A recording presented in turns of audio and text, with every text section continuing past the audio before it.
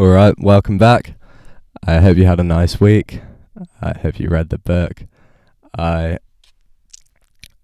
should warn you now that this might have to become audio only at some point because I've been driving around for ages looking for the perfect street light to illuminate me, but I can't find it.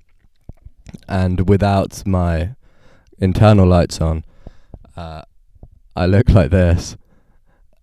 But with my internal lights on, for some reason, I have to have my headlights on, so my battery would eventually run out on my car. So if this inexplicably cuts to a view of a park or something, that's why. Sorry also if I sound a bit sick. I have a slight cold. It's not COVID. Just a runny nose, but a good runny nose, because I think this is the first. I was congratulating myself that this is the first runny nose I've ever had where, in between runny noses, I reflected gratefully on the fact that I didn't have a runny nose. So I've practiced good gratitude there. But anyway, I'm not sure why you would care about. Well, actually, to be fair, I can kind of talk about what I want, because no one's actually clicked on the pre-read for this book yet. I checked 3 days after. I haven't checked since, to be fair. But it said no views. So for now, I'm sure you'll join me in due time. I'm sure you'll hear at some point. But today at 5 in the morning in my car in a random street, I feel alone enough to dance like no one's watching and to talk about how grateful I was for not having a runny nose. That's 2 minutes. That's 2 minutes gone. 2 minutes gone already. So let's start. We can only start with the rape scene. It is the centerpiece of the book and of the book's honesty. In fact, the rest can feel secondary, like the blabbering of a friend who must gather his courage to say the thing he really wants to say, and blabber again after to calm himself down. St Aubyn was raped as a 5-year-old by his father, and the book is about a 5-year-old getting raped by his father. The book is autobiographical, confessional, and about shame. This is honesty in its crudest form. But crude is not bad. Blunt tools are sometimes the most appropriate. We understand honesty as inevitable and essential. Recall that St Aubyn wrote this on a suicide pact, and that writing it pained him so much that he sweated through 5 towels. Write a book in a year or kill yourself. Before having read this book, that sounds ridiculous. We'd have thought, why commit to such a pact? And even if you are committed, why not just write an easy-to-write book? But now we've read this, we see differently. Why enter such a pact? You wouldn't, by choice, of course. And St Aubyn didn't. He didn't declare that I'll write a book or die. He realized that if I don't write a book, I'll die. He did not commit. He was committed. Why not just write an easy book? Teddy Bears, Picnic 2 or something. Why ruin all those towels? Well, we know why. Because Teddy Bear's Picnic 2 wouldn't have kept him from death. It had to be this book. It alone could keep him from death. It was not the achievement of writing a book that saved him. It was the honesty. Is this dramatic? No.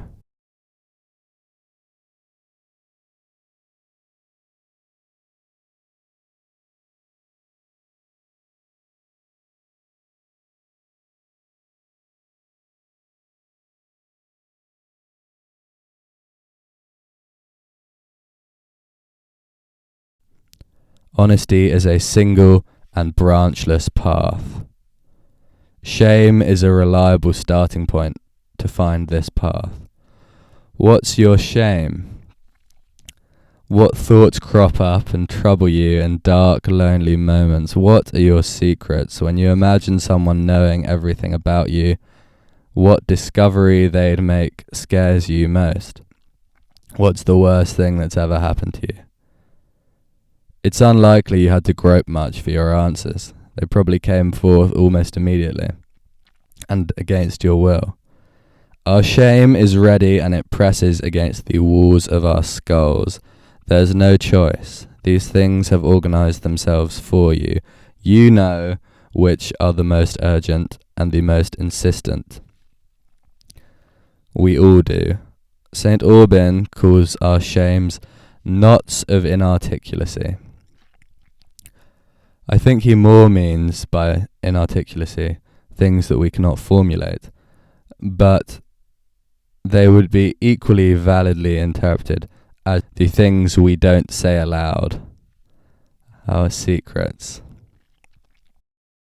Now, you cannot choose where honesty takes you, and if you could, you would probably choose another path, because the honest path is likely to be extremely painful. We often praise artists for being unflinching. This is a mistake.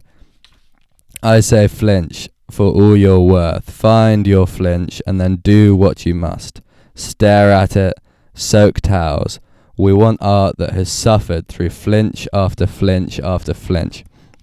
The flinch marks the spot. If we dig down there, we will find each other. To be honest is not to be unflinching, but to flinch and flinch and flinch and keep going. It's to be brave. I like the digging image, by the way, because it kind of reminds me of how when you're on the beach on holiday and you're younger, your parents said that if you dug far enough, you'd come out in Australia. But with this honesty thing, I imagine if we all dig kind of at our flinch, oh God, someone else coming down the road. If we all dig at our flinch, then we'll all kind of just break into and fall into this kind of subterranean center of the earth cave, no matter where we came from. And there we can kind of smile wearily at each other and say, oh, you know, that digging's pretty fucking tough, isn't it? And then the other guy can be like, yeah, it's not. Glad I'm here now though. And you can like sit on a rock and share the bit of Mars bar you have left from your journey, and you know, be together. Basically, we are together in honesty, is what I mean to convey.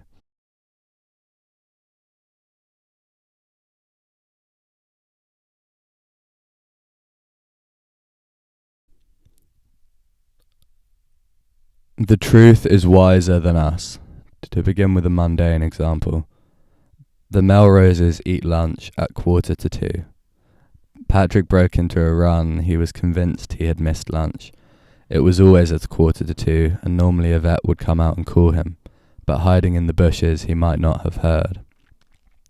So when I read that, I was struck by thinking, 1:45 seems correct. That seems like when the Melroses eat. But I hesitated because I thought, wouldn't I have found midday equally well chosen had St Aubyn told me they ate at midday? I thought about it and felt, no, 1:45 still seemed more correct. But it bothered me because I didn't know why. I could justify 1:45. I could say that the late time reflected their kind of aristocratic pretenses and their inherited disdain for action and their preference for ennui. But that didn't help because I knew I could equally have come up with justifications for why they would eat at midday. Nonetheless, 1:45 still seemed more correct. So was it that St Aubyn, knowing the characters better, was able to see final and decisive reasons why 1:45 was correct, and that I was feeling the strength of that decision? Yeah, he could have given more layers of justification for me, than me, more iterations. You know, he could have said the disdain for action is because of the desire to maintain a sense of inherited superiority, and the 1:45 is also because the sun's really hot at midday in Provence, and Eleanor is always hungover in the morning. And then he could have done more. But I couldn't believe that he could come up with something final either. The reasons would just become too branching and too obscure, that they'd be too fine for the human eye to see.